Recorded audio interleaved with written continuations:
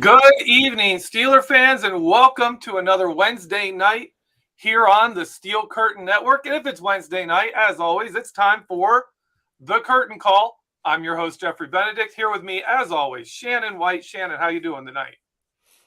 I'm doing great. I'm just excited. I don't know if it caught on or not. Has anybody been calling you Nick Farabaugh? I wanted them to. I was hoping that would catch on. That could be like, people remember names like that. I've had it in the past, Yes. for sure. For sure. If the Pitbull song Fireball. That's what I'm saying. Yeah. That's awesome. Yeah. For sure. Well, as you already know now, everyone, our guest for tonight, here to talk Pitt Panther draft prospects, Nick Farabaugh. He's a Steelers Now beat writer and the host of Locked On Pitt. Nick Farabaugh. Nick, how you doing? Doing well, guys. Appreciate you having me on. It's always good to be on BTSC pods and all that. I always have a good time. Coming right back to where it all started. So very, very, very, very much enjoy being on, guys. Of course, Nick Farabaugh, one of our Hall of Fame BTSC alumni. Nick, getting into it, I got to ask you about the current greatest crossover from Pitt Panthers to Pittsburgh Steelers, Kenny Pickett, heading into year 2. The Steelers have beefed up the offensive line. They brought in a new offensive assistant. All these things are going on. What kind of season do you expect from Kenny Pickett in year 2? I expect a better one. I do. They're surrounding him with an offensive line that will allow him to just sit in the pocket. There are a lot of things Kenny Pickett came into the NFL already really good at, like the hard things, the intangible part of things that he was always really good at. He's really good at a structure. But I always thought the one thing was, can you keep the guy in structure and allow him just to win through his processing? That's where, it's so volatile when you go out of structure and try to create when there's nothing there. It's a key skill to have nowadays in the NFL, but it's so volatile and it's not going to work always. You got to still stick it in there in the pocket and be able to do that. And I always thought, man, there's one thing Kenny Pickett needs to do this offseason. He needs to get better at structure, reading defenses, sticking in there and not trying to escape too early and rely on his legs so much. And that's what this O-line is going to be able to do. So I think that's going to be the big thing. And I expect them to get a more productive version of Kenny Pickett. I said this, I've said this on before on other podcasts, like the biggest addition or I say improvement that this team can get is not going to be through the draft. It's not going to be through free agency. It's going to be getting better production out of Kenny Pickett. That's going to be where this team can make the most gains and the biggest leap. And I think they'll get a better Kenny Pickett. It's just going to be how much better and where is he going to be better at. I think he's got considerable room for growth. And I think he's got key things to focus on. Obviously, it seems like he's very hard at work down in Florida, working right now. So we'll see. I think the processing and the sticking in structure stuff, that's the important stuff. Stuff I'll be watching in training camp for sure. Yeah, I'm the type, people was talking about, if he was in the draft this year, he might be the third quarterback off the board after Stroud and after Young. We know what we have in Pickett. And Pickett has the it factor and that clutch ability, that composure. So I wouldn't want to take the unknown over what we already know we do have. Young is very small. And I think durability could be a big issue with him. And then Stroud looks really good, but he's from Ohio State who has not produced a lot of top quarterbacks. So I'm more than happy with Pickett myself.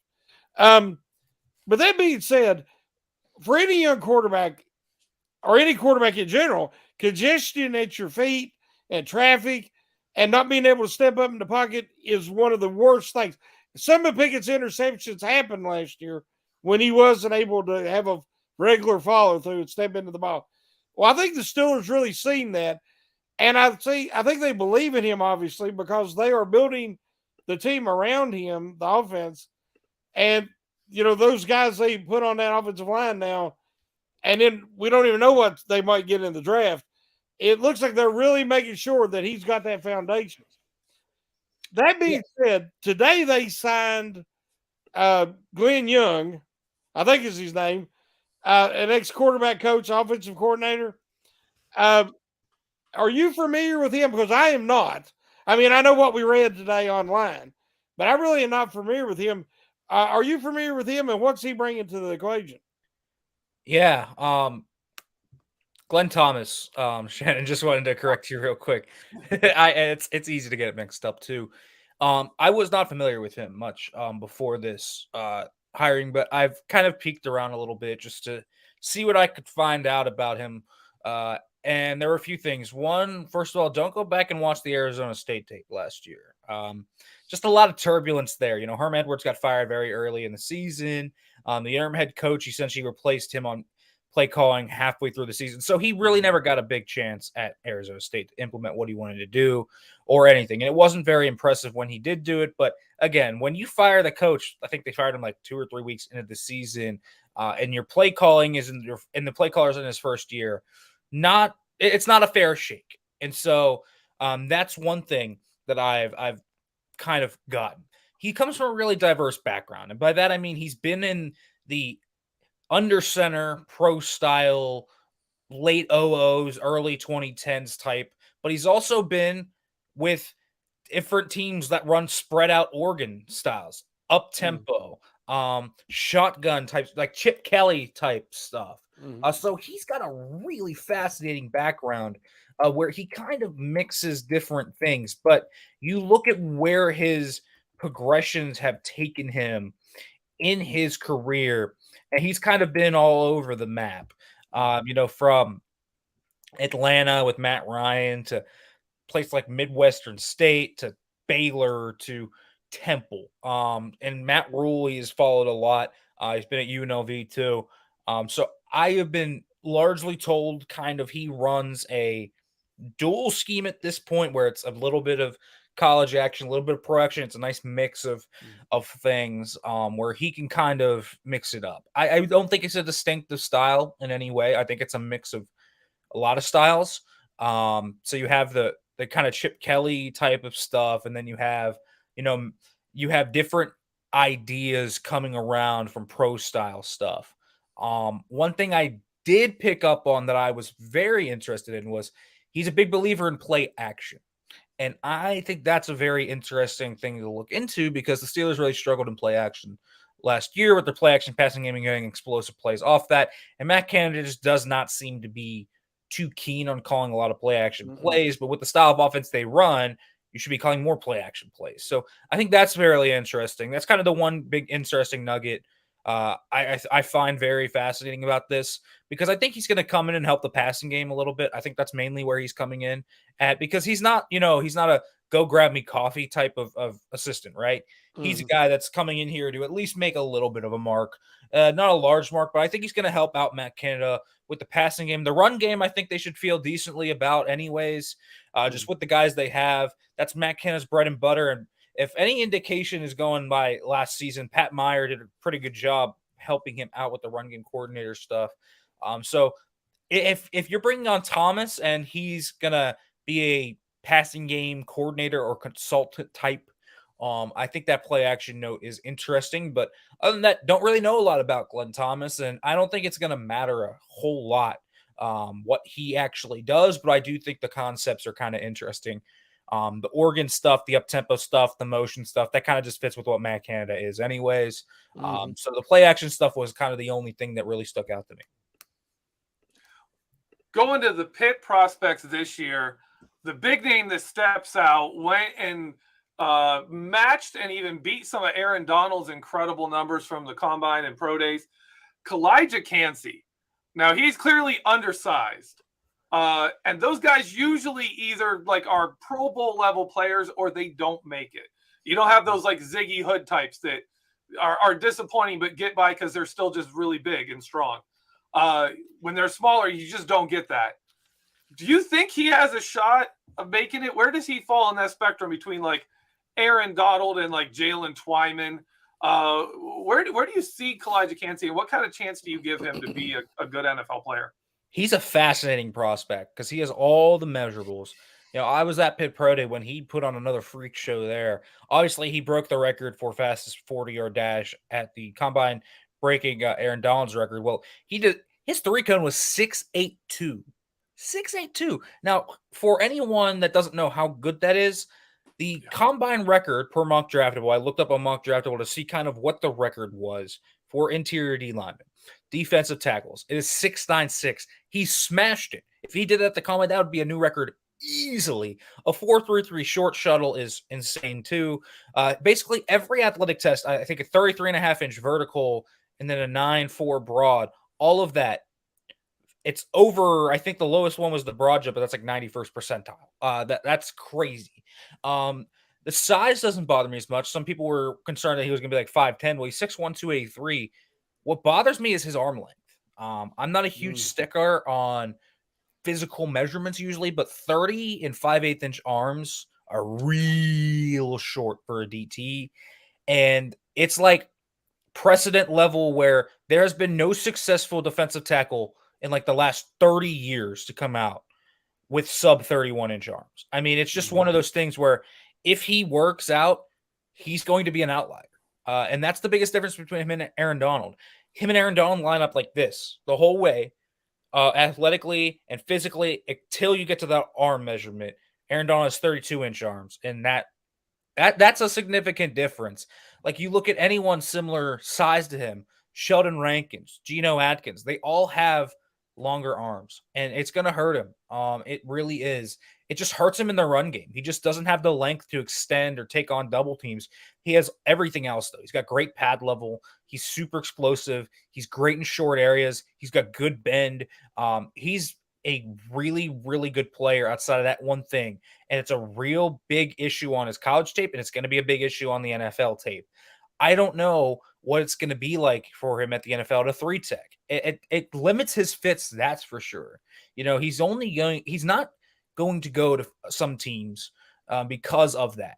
I also think he could be an edge rusher in the future. I think he has weight to shed if he wants to on his frame. I think he could get down to 265 and be very freaky.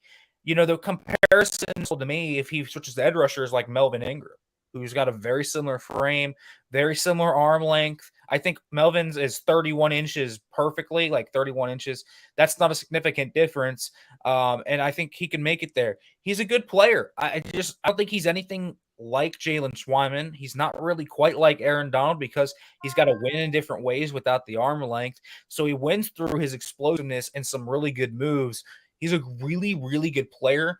I think he just has to find the right team that is willing to buck the data and say, all right, this is this one measurement, but the tape is really good. As a pass rusher, there's a clear thing you are really good at with your athleticism. We can work with that, and we're going to get you. I'm not sure who's going to be that team. I have a few teams in mind, the Eagles, the Bengals. Those teams make a lot of sense to me. The Browns, I think, make a lot of sense too in that regard. So there's some teams that make sense. He's a really good player. I think the tape is first-round caliber. I just think that measurement is really going to be scary for some teams. Yeah, I had him. He's not in my first round. Definitely not to the Steelers, because the Steelers defensive linemen have got to have length. They got to be taller. When I look at Kancey and look at Aaron Donald, Donald is a beast. I mean, that dude is jacked. He is so strong. You see him get leverage, get under guys and just bulldoze them, carry him back to the quarterback. That's not Kancey. That's not his game. I'm like you. If he might could really be a really good edge rusher if he was to move out. But again, you don't want to put a first-round pick on a guy that you're going to be moving. It's going to be that much of a project. So I love the kid's motor, love his attitude and his athleticism. But as you say, that's the two biggest drawbacks is you can be short stature, but you can't have short arms too. And if you do, you better have Aaron Donald-like strength, which, we're not seeing. I want to ask you about Dennis. watching when they played WVU, I'm a Mountaineer fan, obviously, and he was really had a dominant game. They just couldn't block him, and he was he was around the ball the whole game. But I've seen him getting projected in the middle rounds. I didn't watch a lot of Pitt this year. What is his strengths and his weaknesses? Because watching that game, he really seemed dominant, and I was expecting him to be higher up on the list. But what is causing him to fall in the middle rounds? It's that arm length, man. It really is. It's the size factor. Like Pitt loves their undersized DTs because they just the scheme works. Pitt's scheme is about pinning your ears back and just going, right? Like Pitt's an attacking scheme. So even in the run game, when he might be getting pushed out, the linebackers are attacking anyways. So there's going to be a backside backer that's going to fill that gap and make the tackle. So it's somewhat, it takes a lot of pressure off Kancey. To me, I look at Kalijah's game and I say it's really, really polished. He's got a great game. He's got a bull rush. He's not Aaron Donald strong, but he is strong. It's just he's not going to be able to do that at the next level. He doesn't have the length. The guards are going to get their hands on him first, and he's going to have to dip into his counter bag. He's got that. He's got pass rush moves, but he doesn't defend the run good enough to be a consistent starter to me. I don't see that as an interior D lineman. And so you're projecting him out when he was a natural 3 tech essentially the entire time at Pitt. And so he's going to be playing. He could be a 7 tech and a 4-3. I think that makes a lot of sense. He's got the bend. He's got the agility. He's got the pass rush moves to do that. He's just not going to be able to hit you with a lot of power, and he's not going to be able to anchor down against a lot of these guys in the interior because he's not going to be able to get his hands on him first, even as explosive as he is. So there's a role for Kalijah Kancey, a very good role, in fact, that he will be very good at. He's going to be a very good pass rusher at the next level. He's just too darn athletic for a lot of these guys to block him in the pass rush game. But he is not going to be an every down starter. He's got a rotational role that you're going to have to be willing to commit to, and there will be a team that is willing to commit to that, and it will fit what they need. If a team needs interior pass rushing, that's a team that's going to commit to a Kalijah Kancey type, and it makes sense for them. But he's not going to be for everybody, and you have to fit to that specific role. I think he's going to end up going top 50 at the very least. I think he could sneak into that first round. He's got those freakish athletic tools. People are going to like those tools. But it's some of the outlier stuff and it's some of the qualities that you're going to have to embrace with Kalijah Kancey that you're not going to have to embrace with, say, Brian Brzee, Lucas Van Ness, Gervon Dexter, Keanu Benton. If you're looking for a more traditional interior defensive lineman, Kancey's not for you. Mm-hmm. Looking to the offensive line, obviously the Steelers brought in a lot of interior guys, but they haven't brought in any more tackles. Carter Warren obviously missed most of last season, but he was a guy looking like he could be even, top, like second round pick last year, second, third round pick, day 2 guy. Where do you see him going this year after he missed time? And do you think he's a guy that could slide into a spot like the Steelers could pick him up in the middle rounds, maybe not start right away, but be a guy who's got the upside? Do you think he could be an NFL starter going forward into the future? What do you see with Carter Warren? Sorry. Yeah, unlike Kancey, who I think is like the antithesis of everything that the Steelers probably will like at the interior D-line spot, and they're not going to be the team there. I think Carter Warren actually fits a decent bit of what they do like. He's first of all, he's a leader who's a captain. That matters to them. It does. He's a guy that is looked at as a leader, and he's got really long arms. I think he has 35-inch arms. They love that. I wrote a piece where I talked about it looked like this year they want a long-limbed tackle group. I think he fits that really well. He's got enough power to move you in the run game. He's not as big as some other guys that have those 35-inch arms. Like, he's not a DeJuan Jones. He's not even an Anton Harrison. He came in, I think, at like 311-ish or something like that. So he's a little bit smaller than those guys, but he's truly 6'6". He's a guy that can move you. He's very, very smooth. He's got solid footwork. I would like to see him handle power a little bit better in his pass sets. I'd also like to see him be able to mix up his pass sets a little bit more. His hands are pretty good. They can get a little too wide at times, but it's usually pretty good. I mean, this is a guy to me that would end up being a day 2 pick had he played all year. But it's a pretty good tackle class, 1, and 2, the injury definitely is going to be in the minds of some people. The fact that he wasn't able to do anything the whole process, he wasn't able to work out at his pro day. He wasn't able to work out at the combine. He wasn't able to work out the Shrine Bowl. He wasn't able to work out anywhere he went because of this injury that he suffered, his knee injury. So teams are going to want to go into medicals as well, make sure that checks out. But this could be a guy. I mean, we're talking about guys that could go day 3 that could be steals. He's easily one of those. You know, you talk about like Garrett Williams from Syracuse, a corner who's probably going to go day 3 now. That could be a steal. Andrew Voorhees tore his ACL at the combine. Another guy that could be a real steal. Carter Warren falls into that category to me. This is a guy that, had he been healthy, is a top 100 talent in this class. He's got a lot of upside. He's not as young as some of the tackles that will go ahead of him, but he has good intangible qualities that make it easy so he will learn very quickly. And he's a fast learner. So I think Carter Warren is a good player. I don't think he's got a super high ceiling. I think he's kind of capped out where he is, but I think he's got a pretty solid floor for you. So very least to me, this guy's a backup swing tackle type. And on day 3, I think that's a successful pick, whatever you put on it. You take this guy in the 5th round and he develops into a solid backup swing tackle. You'll take that every day of the week. I'm all about linebackers. And earlier when I asked the question, I was asking about Dennis, the linebacker. And I think you thought I said Kancey. But same question. Why is Dennis coming in, being projected middle rounds to late rounds? Because like I said, he had a really strong game against the Mountaineers. And, he has really good athleticism. Yeah. SirVocea Dennis is a very interesting player.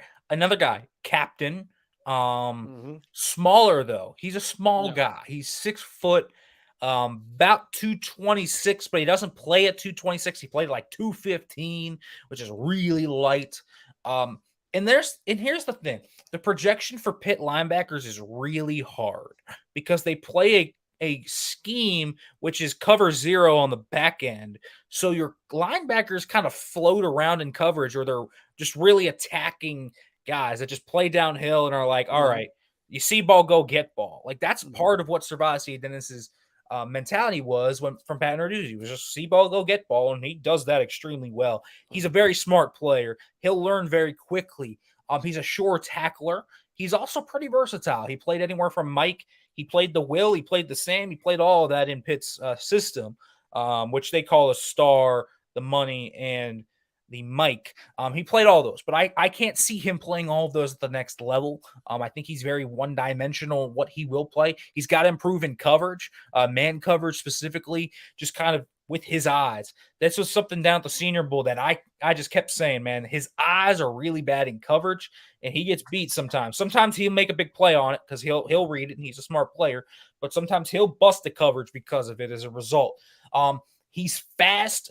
And he's fast enough, but he's not super fast. 4.64 is solid, but it's not elite, right? It's not like he's 6 foot running a 4.45. So he can get outrun by some of these elite guys. He takes questionable angles at times. There are some things that worry me about him, and the size is definitely a factor too. I don't know how much he's going to have to shed blocks. He did that at a decent clip at Pitt, but it wasn't always true. He's very good at kind of shifting through the trash, which I like. But it's the coverage projection part to me that is the question. When you are a primary run stopper in college and a primary really good blitzer, but you're 6 foot 215, it's a tough projection to get teams excited about. I think he's got a good shot to make a roster, though, because this is a guy to me that has special teamer written all over his helmet. It could be a future special teams captain for a team. I think he could develop into something a little more if he can clean up his coverage issues and the projection, just because it's tough from Pitt's scheme standpoint for linebackers. But this is a guy to me that has good traits. I would want to bet on him and say like the 7th round. As a result, 6th or 7th round. But those are the reasons why you're not seeing teams just jump on board completely with SirVocea Dennis. Really great college player, but I think the projection of the NFL level has some concerns. I want to ask you, covered a couple of guys here real quick. Habakkuk Baldonado, I hope I'm saying that right. The defensive end. He's got good size for a outside linebacker. He's not like the 270 guy, he's more of a 250 guy. Honestly, do you think he has the athleticism to kind of transfer from defensive end to outside linebacker? And also Brandon Hill, the safety. Do you think he's an NFL player? And what do you think he would bring to a roster as a late round pick? Yeah, so Habakkuk Baldonado, fascinating journey. He's Italian. He came from Rome. Has barely been playing football for 5-6 years at this point. So very young, youthful player in terms of football career. Hasn't really played football for that long. What that means, he's got a lot of untapped potential. Dealt with a lot of injuries this year. Groin injury, shoulder injury, knee injury. Just wasn't the season he wanted. But he has some interesting traits. He's got decent bend for his size. He's got a really fun cross chop move that I love. He's killed dudes with that. Good dip and rip. Interesting frame that suggests he could be a 3-4 outside backer. I like him as a 4-3 D end, probably a hair more. I think his mass in his lower half lends it to that. And it constricts him a little bit when he's trying to bend that quarter. And he can be a little bit tight in the hips and ankles a little bit, but it's not too tight. So he's got enough bend to be there. He's got good burst. I think that's one thing that sticks out. Very good athlete. Former soccer player, so his footwork, really good. He's very coordinated as an athlete. I like that. So if you ever drop him back in coverage, he actually looks fairly comfortable doing that. Very strong run defender. That's one thing. Holds the edge extremely well. Long player too, so he's got a nice arsenal of a long arm and a bull rush, and it helps him in the run game too to hold that because he gets full extension. He's got some nice things in his bag. I like Haba's game a lot. I think he'll end up getting drafted on that potential. Very raw type of player. Doesn't really have true counters yet. Still kind of learning it from an IQ standpoint too, but a lot of good things to like there. Good athlete as well. So the potential's there. As for Brandon Hill, I think Brandon Hill, if you're talking about guys that are underrated from this Pitt group, I don't understand why he's not getting more attention. He came out a year earlier than most of us thought at Pitt. Kind of expected him to return last year, but he went out this year. It's interesting because he's a really, really good athlete. Best 40 time out of any safety at the combine. Very strong. He is a ball hawk, a straight ball hawk. I've mentioned before how Pitt plays basically quarters but cover zero, where you don't get safety help. In man coverage, he was a ball hawk. He consistently made plays. And then when they did put him in zone coverage and cover 2, cover 3, where they let him roam, he has great range. He's got fluid hips. I think Brandon Hill's a good mid-round safety. Is he going to go there? I don't know. It might be more of a 5-6 round type of guy. He's a physical hitter. He's really got he's got nothing to worry about on the field in terms of that. He is just all go out. And so I like that. He's kind of a little bit, I'll say this. I like my players to be a little bit crazy, and he's a little bit crazy. So I like that from him. In terms of what he has to improve on, eye discipline, can get beat on double moves. That's one thing. Shoddy tackler at times. He kind of goes for the home run hit a lot, and so he can miss a lot of hits at times. But I like him as a versatile safety. Played in the box for Pitt. He's kind of a cool fit for the Steelers to me. I think he actually fits them pretty well. Could be a really good special teamer right away. Has played a lot of special teams. He's a guy that to me sticks out as a solid fit for Pittsburgh. If you're asking me who fits the Steelers best in terms of prospects, might be him. He just fits what they like to do at strong safety a lot. And so again, he just doesn't have a ton of experience in zone either or giving safety help. But the hard part is playing man coverage. So he can work as an overhang. He can work in the slot a little bit. So he's got versatility, and Pitt DBs notoriously are able to pick up the NFL fast. We have seen that consistently. Damar Hamlin, obviously, 6th round pick, starting now in Buffalo. Dane Jackson, 7th round pick, starting. Jason Pinnock, 5th round pick, starting. Damari Mathis, 4th round pick, started his rookie year. Avonte Maddox, 4th round pick, starting now. He started a long time here for the Eagles. So Pat Narduzzi DBs have a trend of being very, very good in the league and being able to translate to the league. So I wouldn't be surprised if Brandon Hill outplays his draft position. He actually, the way you described him, he sounded like a lot like a Terrell Edmonds type of role, but where Terrell Edmonds is much more a steady player, he actually gets a little more gambler, a little more. You get some takeaways, but you're going to give up more as well. Is that a fair kind of assessment? Yeah, I'd call him like KZ light. A little bit. He's got a ball hawks mentality. I think that's the difference between him and Terrell Edmonds. But you want to talk like second, third year Terrell Edmonds, I think that's about right. Not the more mature version of Terrell Edmonds, but when Terrell Edmonds was a little bit confused out there and would coverage bust a lot more, that's the version of Terrell Edmonds I think that you could fit in. Yeah. Okay. I was wondering about, it seemed like that running back, Abakande. I don't know if I know I'm butchering his name, but he made him some money on his pro day. I know that if there was any questions watching him, I mean, he looked so fast and quick, but then he ran a 4.41 and jumped out of the gym. So, where do you project him to go? Yeah, Izzy Abanikanda is a fun football player. I don't know why he wasn't receiving hype before pro day. He did it with his numbers, but the tape says it all. He's a home run hitter that is 5'10", 217. So he's got legit like thickness to him. He's a guy that can bury his shoulder into you and run through you. I like that. He's a classic Shanahan running back. That is what I would say.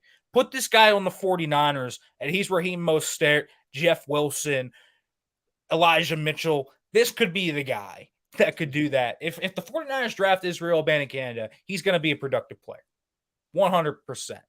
He's a one-cut just go. His burst and his speed is real. It's on tape. He's a home run hitter, and he destroys angles. He's got good vision. He's improved as a pass protector, unproven as a pass catcher, more so. I think he's a really fun player in a lot of ways that compares to a lot of those Shanahan running backs in the past. I like his game a lot. He's a day two guy to me. You look at him, and it's hard not to think he's a day two guy. He's just got that rare speed, explosiveness combination while being pretty agile and can make a lot of cuts.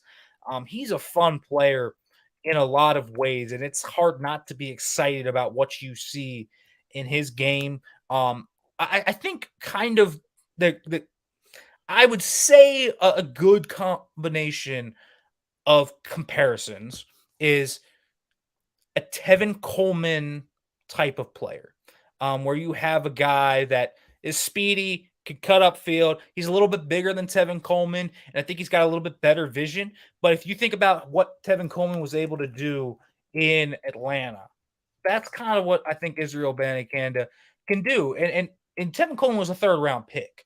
And so to me, I look at that range of where you can probably end up with Israel Abanikanda. And I think he could have a pretty decent career. I think he's probably the best player on the offensive side of the ball for this Pitt group. And so I think he's a good player. All right, Nick. We got to take our break, so we're going to let Nick go. Thank you so much for being on here. Before you go, let the people know where they can get all of your Pitt material, your Steelers stuff. Let them know where they can find you. Yeah, you can follow me on Twitter at Farabaugh FB. That's my last name with FB on it. Read the stuff at Steelers.com. Make sure to check out Locked On Pitt if you are a Pitt fan. Talk Pitt football, basketball, whatever you may want to, every day on Locked On Pitt. All right. Thank you so much, Nick. We're going to Thanks, let you Nick. go about your day. And when we get back from this commercial break, Shannon and I will talk about Steelers news of the day. All right. Thank you so much, Nick. And we'll be right back after this break. All right, Nick. Thanks, man. Thanks, man. See ya. And we're back. Shannon. We talked about him a little bit. The Steelers hired a new coach. They brought in offensive assistant. As Nick Farabaugh said, this guy is not a go get Mike Tomlin coffee kind of assistant. He's actually going to be involved in the game planning. If you're okay with me saying my thoughts on him first here, I looked into a little bit. I was reading. Obviously, Kevin Smith is looking into him for an article for the site. Make sure you stay tuned. I don't know how deep he's diving. I don't know how long that's going to take him to get done, but that's going to be fantastic when he does drop that. But I've gotten excited. We've been saying since, even during the season that maybe Matt Canada needed his, Terrell Austin to the Keith Butler, a guy who could come in and say, hey, let me help you with the passing game, right? And then the Steelers brought in the offensive line coach last season who took the run game even farther than it had gone before. And now we're bringing in a guy who is a passing game coordinator. He's a quarterback's coach. He is on the passing game side of the equation, but from teams that run outside zone, run a lot, do a lot of Matt Canada stuff. I think it stood out to me, Pat Meyer was Matt Rule's run game coordinator in Carolina. When he's in Baylor before he goes there. Glenn Thomas, is that his name? I think I just lost Thomas. Glenn Thomas was his passing game coordinator out of a very similar offense. So to me, like, you're kind of putting these guys together under Matt Canada, guys who specialize in the run game, guys who specialize in the pass game, to help Matt Canada bring, this offense together. Also, I think someone pointed out on Twitter, on the radio, that he was at Temple when Kenny Pickett initially committed to Temple. It wasn't mentioned in his recruitment or anything, but he was a co-offensive coordinator, offense coordinator, quarterback's coach at Temple, and would have been dealing with Kenny Pickett had Kenny Pickett not changed his commitment to Pitt. So I'm actually excited about this. This is what they need to do.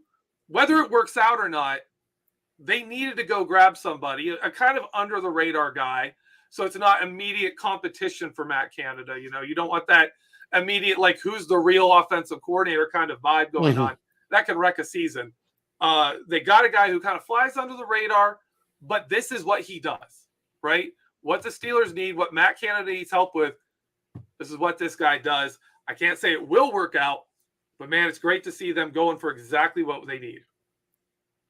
Yeah, I think it was KT on Slack today said that this signing screams, what do we do well currently, and who can we sign, bring in that would help us maximize that and build off of that in the passing game.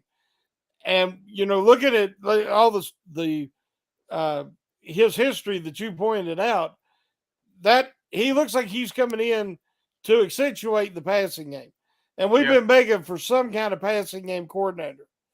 And because that's not Canada's, especially the wideouts. He can use your H-back. He can use tight ends. He can use the running backs. But he struggles with the explosive plays outside or even out of the slot with his offense the way it was run last year. So I'm hoping that I want to call him Young. I don't know why I want to call him Glenn Young. But I'm going to call him Glenn Young Thomas. Maybe that'll help me remember. But he, I got excited as well when I read about it. I don't know anything about these coaches usually, and I didn't know anything about him. So I did the same thing we all did. I started researching him and looking at his past and how he would be a fit. And it makes sense, especially if the Steelers in the draft stick with what appears to be their mission statement this whole offseason, that they want to get more physical, they want to get bigger, They want to dominate time of possession, protect the football, and mix in something they didn't do last year, mix in more explosive plays. And I'm hoping one person said, I was reading that he likes to attack the middle of the field in his passing offense. And somebody said middle of the field. So that's going to be something that Pickett did very well at Pitt. Yeah. So, I mean, he has it in him. And so that could be a little bit of a precursor of things to come in this draft. Maybe another top tight end, pass catcher that can work at middle along with Freiermuth, and maybe Connor Hayward taking over at H-back, maybe using him even more in the middle, and maybe getting him a slot receiver. A guy like Jonathan Mingo, which we talked about. A big physical receiver who can block and work the middle like Juju did. Of course, he's substantially faster than Juju was. So I think that the Steelers are kind of showing their plan, what they're wanting to do, and it kind of helps us kind of guesstimate what might happen here in the draft. Yeah, I wanted to cover a couple of things about that Nick talked about, and then something you talked about there too. Nick talked about the play action, how this guy has done a lot of play action passing. Mm-hmm. The Steelers struggled for it. I back that up with some stats here. Kenny Pickett threw 65 play action passes last year for 315 yards. That's 4.8 yards per attempt. Mm-hmm. That is atrocious. Mm-hmm. And Kenny Pickett has all the skills you need to be a good play action passer. So, and with the Steelers run game, I mean, I could show tape all day where if they do anything that looks like Najee Harris is going to get the ball, there are 8 men charging that line of scrimmage. Mm-hmm. You are wide open for play action passing all day, and the Steelers could not do it. Mm-hmm. And the other thing, you're talking about middle of the field. One of the reasons I think you saw a lack of middle of the field targets last season in a lot of the concepts was Matt Canada runs a very college passing offense, a lot of split field concepts where the quarterback can look at the defense and, oh, it's zone, I'm looking left.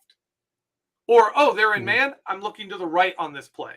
Mm-hmm. Where one side of the field is set up to beat a man coverage, the other side of the field is set up to beat zone coverage. Obviously, you flip it; it can't be constant. But every play you go into, almost every play you're going into it saying, okay, all I got to do is figure out is it zone or man, and then I know which side of the field to look to figure out who to throw to. And that's very college. That's like I go back to 2019 when Mason Rudolph stepped in for Ben Roethlisberger and wasn't really ready to be the quarterback.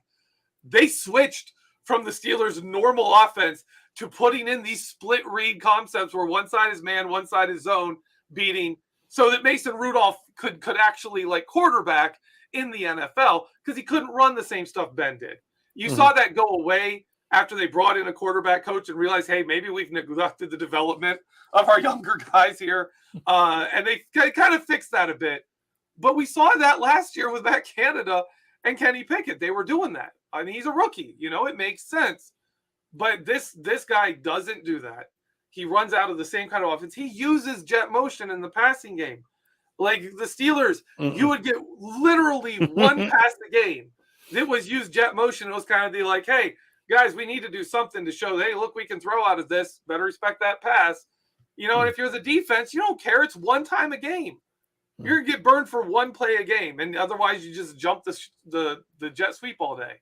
So for me, it's all just fantastic. Like, it's all stuff we've wanted.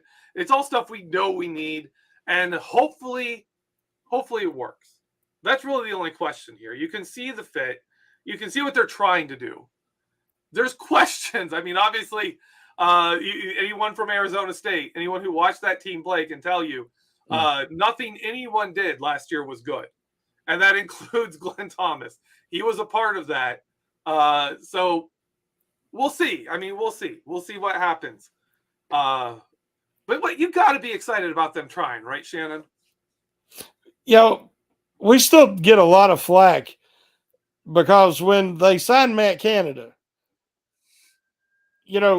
different ones of us talked about looking at his offenses in the past and the creativity and how it was such a departure from what the Steelers had been running.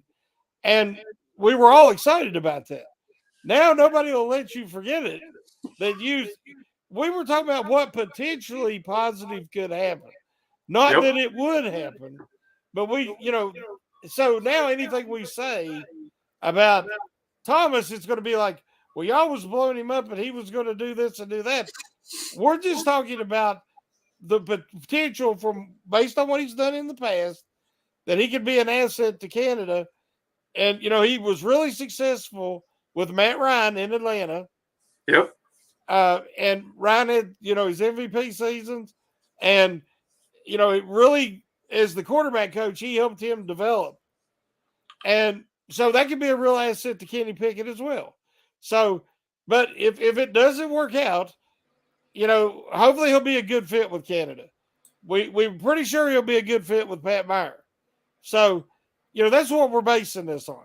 But I am in no way an expert on offensive assistant coaches or anything like that. So I read the same thing everybody else is reading. And I listen to people like KT who knows a lot more about coaching than I do. And I'm excited about it. So and somebody will probably play this, 2 years from now if it doesn't work out, say, see, but I'm excited about what potentially positive could happen. Yeah, the initial reactions are like you go to like Steelers Twitter. The initial reactions to this vary from like, this guy's trash, like it's another horrible hire, it's another offensive guy that's absolutely worthless, and then other people are like, this is our next offensive coordinator, give him a year, 2024, he's going to be our offensive coordinator, we're going to be playing in the Super Bowl. So people are all over the place right now. I'm optimistic because it's spring. If I'm pessimistic now, I'm going to be like, I've got until fall to feel better. Like, right. If I'm optimistic now, the Steelers have to let me down in the fall, but until those games start, Steelers are winning. Right. Let's I like that. I like the optimism. This was our Pitt show. You guys know this on the curtain call. We've been struggling to get some guests, but we try to cover different college teams. We've done Ohio State twice, Michigan, and now Pitt. We're going to try and get the rest of I've been trying for 3 weeks to get a Georgia person in here and failing horribly. So we're going to get some other schools. We're going to get some other people. But this was our Pitt show. So, Shannon, I'm going to ask you this question. If you could get one player at an appropriate round, not like a great steal or something, but one player from this Pitt team looking right now, which one would you want the Steelers to go get? I was really impressed watching the few games I got to see Pitt play last year, which I can't say his name, but the running back, because he had Bonaconda. Okay, I think is right. I'm probably wrong, but he had I think he broke the record or had a 240-some yard game, if I remember. And I mean, he was just. Of course, the Steelers got Harris, they got Warren. But you can always use the third guy, but I think he's going to go too high for them to, if he was somehow sneak into middle round, then you'd have to consider it. But that being said, based on what Nick said, it sounds like Hill would be a good target there in the middle round early on day 3. And that might be the guy that of everybody that would be the best fit with the Steelers defense. I mean, and really, is there anything more Mike Tomlin than some guys who's 5'10", 180 pounds, hits anything he sees and is super aggressive? Yeah. Like, is anything more Mike Tomlin than that? It's like he sees those guys and his eyes light up. It's like Mike Hilton. He's like, I like that dude. Like, it doesn't matter if you're good or not. If you were just go out there and light people up, even though they're bigger than you, Mike Tomlin likes you. He likes you personally. Like, that's just his thing. And with his athletic profile, oh man, his versatility, man, that's the kind of guy you like. If you picked him up, people have always said, if you got Terrell Edmonds in the 3rd round, everyone would have loved him from the start. Yeah, they would have been like, this guy in the 3rd round, that's fantastic. first-round pick, they want a little more. And most people came around on him by the end, and we're pretty good with Terrell Edmunds. This is the kind of guy, you got him later in the draft. You use him on special teams. You let him learn a few things, let him grow, mature a bit. He could be a versatile safety who can play and do multiple things out there on the field like Terrell Edmunds did. Maybe not as box focused. He's not quite the same size as Terrell Edmunds. He's not going to step in and play like a linebacker. But he's definitely a guy. I would like that pick. Mine, I almost got to go Carter Warren. I think he would work. And I think that is the range the Steelers would look for. Like if an offensive tackle falls, I'm not big on an offensive tackle pick. So if they went offensive tackle in the 4th or 5th round, I'd be very happy. And if it was a guy like Carter Warren, who if he had come out last year, probably would have gone in the 2nd round easily with, as Kenny Pickett's left tackle. That offensive line was really good for Kenny Pickett. And in a lot of big games, they were very good. There were some clear weaknesses, but he was a good one. I think getting him later in the draft would be a real steal. That would be a good one. To me, when I've seen of Warren, I think a core 4 has a higher ceiling than him. Okay. Dan Moore and him, maybe. But if anybody that they pick up at tackle, I think it needs to be in the first 3 rounds, and it needs to be somebody who has a higher ceiling than the 2 tackles that they already got. So, I mean, if it's for a depth guy, or maybe you're going to cut a core 4 for the salary, and have a guy like Warren ready to come in. But that's why I really wasn't that interested in him. One thing I wanted to mention, I wanted to know, I'm going to call him Israel, the running back. Yeah. I wanted to know what Nick's comp was, because I see Alvin Kamara. Yeah. When he's running, he a lot of times he's high stepping, and then he has that burst, and he can get skinny in the hole. He reminds me a lot of Alvin Kamara when he's running, and you'd be really happy if you could get another one of those. Yep. Yeah, I think he compared them to all the San Francisco running backs. Yeah, so and to Coleman, guys. To Coleman too. But yeah. I just see Kamara. Yeah, as a runner. The thing is, he didn't catch many passes. No. I don't know if that's usage. I don't watch a lot of college football. Not even Pitt. So I don't know if that is because he's not good at it, or if it's more just that's not Pitt's style. But if he could add some receiving to that, yeah, man, that'd be insane. I wanted to bring up something for sure on the show. I know that you and Dave are doing a Vertex on Braden Fehoko. And, of course, my article come out today on him, and I haven't got yours hasn't come out yet. I don't know if you got to read mine, but I'm really excited about him because for how much the Steelers use a nose tackle and what they ask a nose tackle to do, like a Lulu was just tie up blockers. He moved, laterally well to help cut off running lanes. He sacrificed himself so that the linebackers could feed.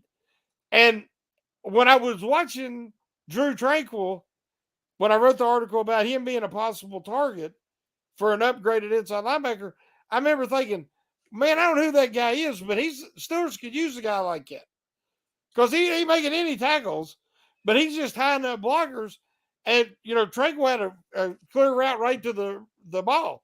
I know you've been doing some film study on him. Are you seeing what I'm seeing? I mean, like I said, to me, he's going to beat out Adams. Adams is a more speed and more penetration. To me, for what the Steelers need, when they do have a nose tackle in there, and he is a nose tackle, he's going to tie up blockers, and he's going to bring that intensity. I'm excited about him because I think he'll start the year as the starting nose tackle. Yeah, that Vertex is done. It's going to be coming out tomorrow. So you got Shannon's article on him today, mine on him tomorrow. You gotta go read it if you want to get a little hype for this guy. Read Shannon's article, read mine. We're both high on him. Not as a star, not as a superstar, but he'll never be a star. What his role is going to be, he's going to fill it well.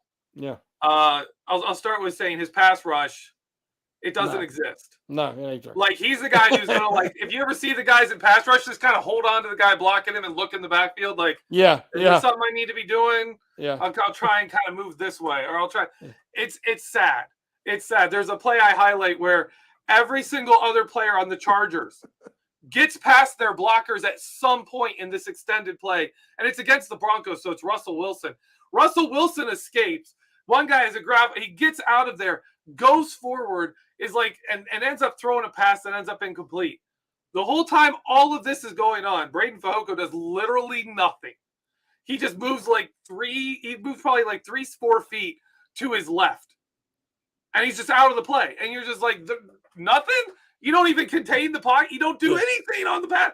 So, yeah, nothing in the passing game. I can imagine if he'd have been mic'd up, with the blocker, he'd have been like, hey, dude, how's the wife and kids? How you doing? It's good seeing you again. I ain't seen you since college. Having a Professional conversation. courtesy. Yeah. They're like, let's both, you and me, man. You and me want to take a play off? We're good. We're blocking here. Look how hard we're working, coach. That's what it looks like. That's what it looks like. Yeah. When you get him, I'm leaning towards the camera for people on the audio side. I'm leaning in here. When you get him against a lateral movement blocking scheme, outside zone type stuff, he is a monster. Yeah. They try to single block him, and he eats the entire middle of the line. Yeah. He'll eat 3 run gaps himself. Yeah. I got like plenty of clips on there. I was clipping through like 15, 16 clips I had that I was just like, oh, I got to use this. Oh, this has to make the cut. Yeah. From 3 games. Yeah. I did 3 games. And I had you only had 3 starts. I'm just like, incredible. And I had to cut it down and use like 4 or 5 of them for the article. Yeah. But constantly, this man destroys these outside zones. So if you remember games where like they're moving this way, they're moving to the right, and the running back cuts back right up through the middle of the Steelers defense in our bad run defense days in 2021. That's this dude's specialty. Yep. I mean, he against the 49ers, against the Tennessee Titans, he's throwing their center into like 2 run gaps to his right. He's throwing the center physically into that gap. He gets his arm, like they get good position on him. He gets his arm on their shoulder pads and just moves them. Yep. His upper body and core strength is incredible. He doesn't have great twitch. He is not at all a twitchy athlete. You don't expect that. Yeah. He also doesn't fire off the ball well. If you look at power plays like a 3rd and 1, he's going to lose first contact. And then if the play lasts long enough, he's going to get a grip, get his hands in the right place, and just destroy whoever is blocking it. Yep. But that's what he does. He's incredible. He's a mauler. But that's what they need. They do. That's what they need. Like he gets that has Andy Weedle written all over it. Mm-hmm. He really does. He's absolute. And you look at the number of players they brought in who are just fighters. Yeah, they're gonna fight with you out there. He's one of them. All right, we're going over. We're gonna get in a little bit of trouble here. We're going long today. We got to end this before we hit the hour mark. So obviously, Shannon, you had your article today about Braden Fehoko. I got mine tomorrow. You got a little bit of a thing here from both of us. So today and tomorrow, it's Braden Fehoko Day here on the curtain call with Shannon and I. So make sure you go check those out. Thank you to Nick Farabaugh for coming in. He's always great. He comes in. This was kind of a last minute one. I had a guest cancel on me from another thing, and so I called in Nick. And he comes in at the last second. He's brilliant. He's great. Love him. He's always a good friend of the show. So make sure you check out Locked on Pitt podcast. If you are a Pitt fan, that is a must listen. Go check that out. That's a fantastic podcast for Pitt Panther sports. Everybody listening, everybody watching on YouTube, thank you for your comments. Thank you for your time. Thank you for letting Shannon and I come here and talk football with you. As always, have a great week. And let's go Steelers.